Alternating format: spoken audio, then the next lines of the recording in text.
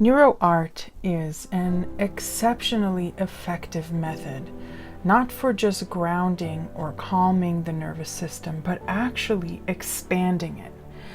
But if you're going to use it, take the time to learn how to do the steps properly. Otherwise, what's going to happen is you'll try it, it'll be nice, but you'll give up on it because you won't be doing it according to how it's meant to be done. And when you do follow the steps, they actually have a lot to offer you. So here you're seeing a sheet of paper with my intentions. You take a couple of minutes at the beginning of each Neuro-Art drawing session to activate your nervous system around the issue or the area that you want to be working on. So here I was calling in more participants to one of my workshops, and I took a couple of minutes and I wrote down a few things, and then when I put it down I added a couple of more. So once your nervous system is activated, then you start the pattern. This here is the most common, most basic pattern called releasing limitations. And what you saw me do in the beginning, this squiggle, is called a catharsis, a release, where you allow your energy to pour out through your hand, through the marker, onto a page in the shape of some sort of blob like this. That's a line. That doesn't repeat itself. That's not about scribbling or circling. It's about releasing. Then you make the connections, the roundings, which I described in another video, and then you add more neuro lines.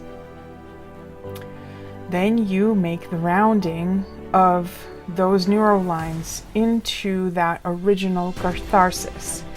And eventually they meld together, and they should, and they are meant to, because what you're doing is that aspect that you were releasing the limitation to whatever it is you are wanting to change, right? So for me here, it was any limitations I had to bringing in more participants to my workshop.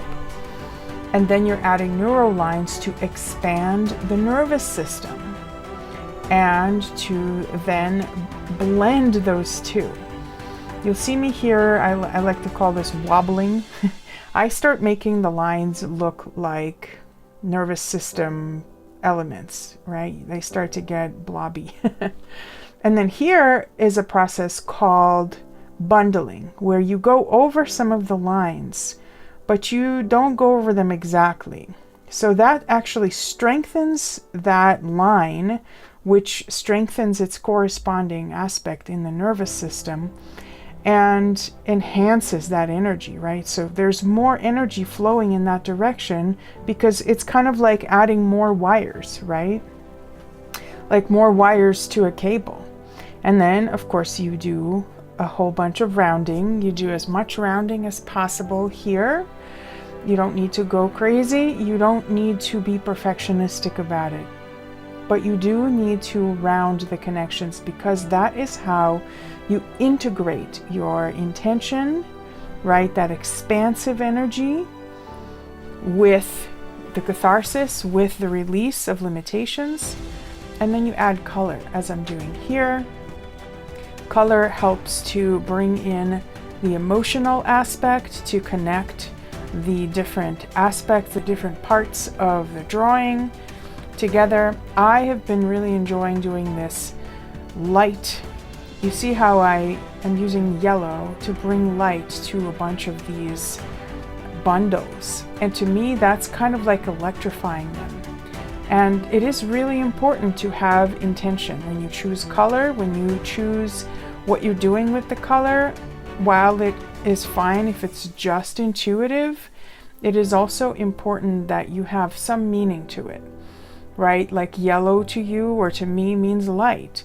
Here, blue is water and emotion to me, right? Next here, I'm adding the field lines, which are lines of energy and support coming in from the universe.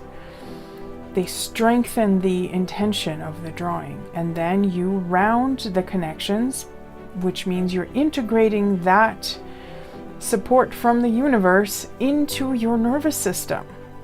And finally, you create that final object in the center. Most often it's a circle or a square or something like that. Here I just saw a heart and I loved it so much that that's what my nervous system wanted and needed. You do a final set of rounding and you can stay with the drawing long after. You can add shading and color and all sorts of things. Don't stay with it for perfectionist reasons. Stay with it because it just feels so gosh darn good.